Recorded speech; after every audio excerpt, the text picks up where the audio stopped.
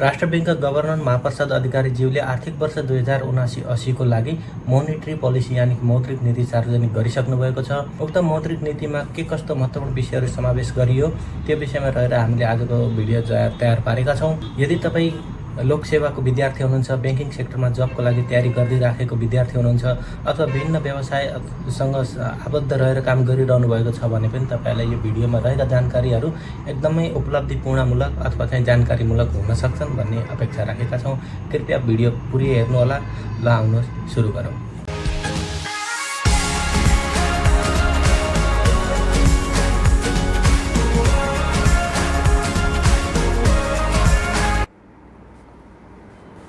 Monetary policy 2079-80 Nepal राष्ट्र बैंकका governor महाप्रसाद अधिकारीले मिति 2079 साउन 6 गते अर्थात् जुलाई 22, 2022 गतेका दिन आर्थिक वर्ष 2079-80 का लागि मौद्रिक नीति सार्वजनिक गर्नुभएको छ।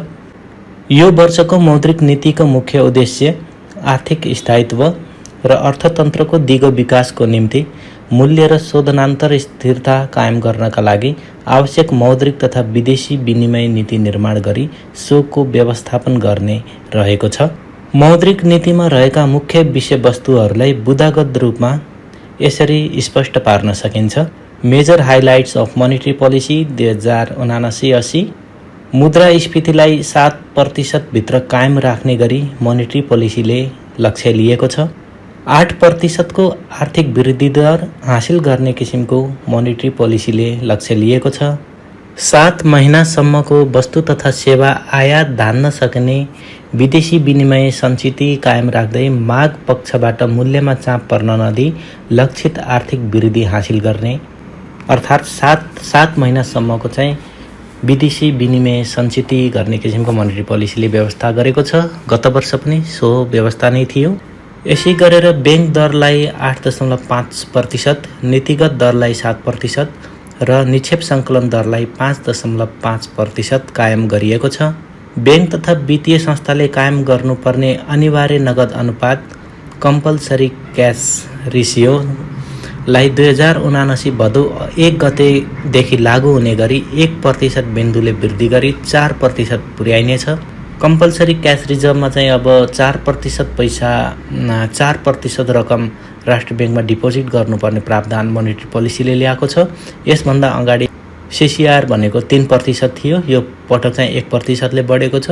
अब बैंकहरूसँग भएको टोटल डिपोजिट मध्ये 4% चाहिँ क्यास अब नेपाल राष्ट्र बैंकलाई डिपोजिट गरिदिनु पर्नेछ।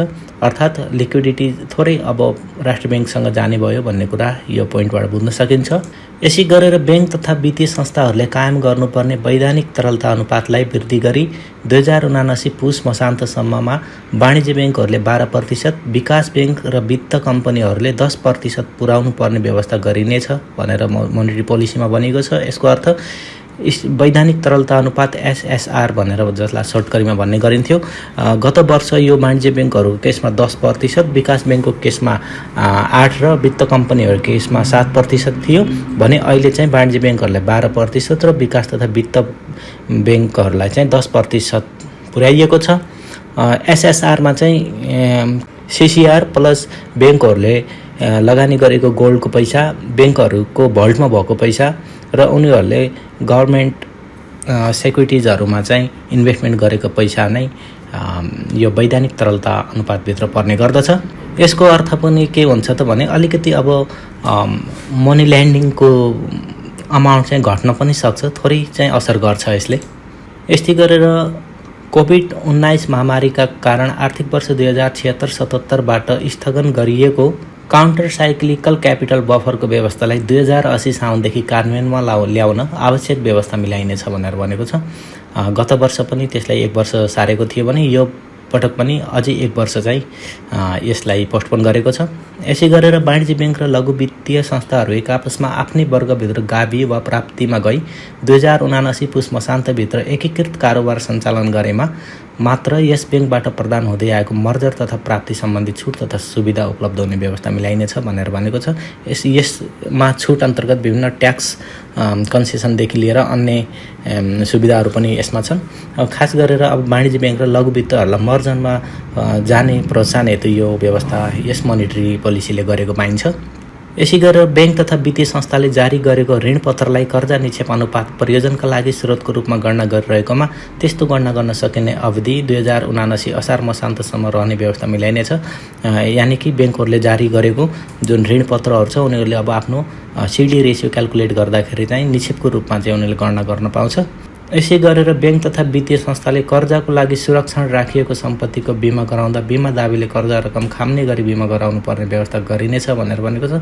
यसको अर्थ के भयो भने ब्याङ्कले अब लोन लगानी गर्न भन्दा पहिला जुन सम्पत्तिहरूको चाहिँ धितोहरूको बिमा गराउने गर्दथ्यो त्यो अब चाहिँ काम चलाउ मात्र नभएर चाहिँ टोटल उसको कर्जालाई नै खाम्ने किसिमको चाहिँ बिमा भुक्तानी हुने किसिमले चाहिँ बिमा गराउनु पर्ने प्रावधान यो मोनिटरी पोलिसीमा ल्याएको छ। ब्याङ्क तथा वित्तीय संस्था मर्जर तथा प्राप्तिको समयमा धितोपत्र कारोबार रोक्ने सम्बन्धी यस ब्याङ्कबाट जारी भएको विद्यमान व्यवस्था खारेज गरी धितोपत्र बोर्डको नियमन बमोजिम हुने व्यवस्था मिलाइनेछ भनेर भनेको छ।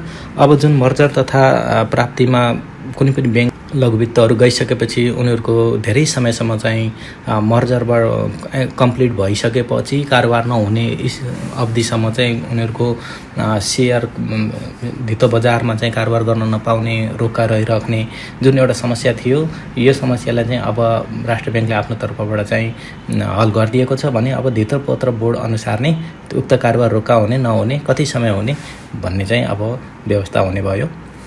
यो चाहिँ एउटा राम्रो व्यवस्था गरेको छ। यसै गरेर सेयर धितो राखी प्रवाह हुने मार्जिन कर्जाको एकल ग्राहक सीमा एउटामा सबै इजाजतपत्र प्राप्त वित्तीय संस्थाहरूबाट लिन सक्ने गरी अधिकतम सीमा रु 12 करोड कायम गरिनेछ। सेयर ब्रोकर मार्फत नियमित र व्यवस्थित हुँदै गएपछि यस्तो मार्जिन कर्जा सम्बन्धी व्यवस्था हटाइनेछ भनेर भनेको छ। यसमा चाहिँ 4-12 को जुन एउटा क्याप हजुरहरूलाई पनि यस विषयमा थाहा होला जुन एकदमै विरोध भइराखेको थियो, तर अहिले चाहिँ 3वटा ब्याङ्कबाट 4-4 करोड गरी म्याक्सिमम 12 करोडसम्म लिन पाउने जुन एउटा क्राइटेरिया राखेको थियो नेपाल राष्ट्र ब्याङ्कले यसभन्दा अगाडि, अहिले त्यसलाई परिमार्जन गरेर एउटै ब्याङ्कबाट पनि तर 12 करोडसम्म मात्र चाहिँ सेयर धितो बापत कर्जा लिन पाउने व्यवस्था यो मन्त्री पोलिसीले गरेको छ। तर भोलिको दिनमा सेयर ब्रोकरहरूबाट यस्तो मार्जिन किसिमको कर्जाहरू व्यवस्था हुँदै गयो भने चाहिँ यो व्यवस्थालाई राष्ट्र ब्याङ्कले हटाउन पनि सक्छ भनेर यो मन्त्री पोलिसीमा व्यवस्था गरिएको छ। सेयर धितोमा प्रवाह हुने कर्जाको जोखिम भार रु 25 लाखसम्मको कर्जाको हकमा 100% र सोभन्दा माथिको कर्जाको हकमा जोखिम भार 150% राख्नुपर्ने व्यवस्था यथावत राखिएको छ। यसभन्दा अगाडि चाहिँ असार मसान्त पछिको सेयर धितोमा प्रवाह हुने कर्जाको जोखिम भार सबै किसिमका कर्जाहरूको 150 राख्नुपर्ने व्यवस्था ल्याएको थियो। अब त्यसलाई थोरै परिमार्जन गरेर 25 लाखभन्दा कम कर्जा छ सेयरमा भने त्यसको चाहिँ 100% रकमलाई जोखिम भार व्यवस्थापन गर्नुपर्ने हुन्छ भने सोभन्दा माथिको कर्जामा 150% व्यवस्था गर्नुपर्ने हुन्छ। यसको अर्थ के भने जति बढी जोखिम भार हुन्छ ब्याङ्कले त्यति नै बढी प्रोभिजन गर्नुपर्ने हुन्छ, जसले गर्दा ब्याङ्कको नाफामा चाहिँ असर गर्ने गर्दछ। यस्तै गरेर ब्याङ्क तथा वित्तीय संस्थाबाट अधिकतम रु 5 करोडसम्म कर्जा उपयोग गरेका उद्यम व्यवसायहरूले 2079 असार मसान्तसम्म तिर्नुपर्ने कर्जाको सामा तथा ब्याज 2079 असोज मसान्तसम्म भुक्तानी गरेमा पेनाल ब्याज लिन नपाउने व्यवस्था गरिनेछ। असार मसान्तसम्ममा 5 करोडभन्दा बढी कर्जा भएका उद्योगीहरूले ब्याज तिर्न सकेको थिएनन्, किस्ता तिर्न सकेको थिएनन् भने अब उनीहरूले असोज मसान्तसम्म पनि त्यो कर्जाको ब्याज अथवा किस्ता तिरेमा पेनल ब्याज चाहिँ उनीहरूलाई छुट हुने यो मन्त्री पोलिसीले व्यवस्था गरेछ।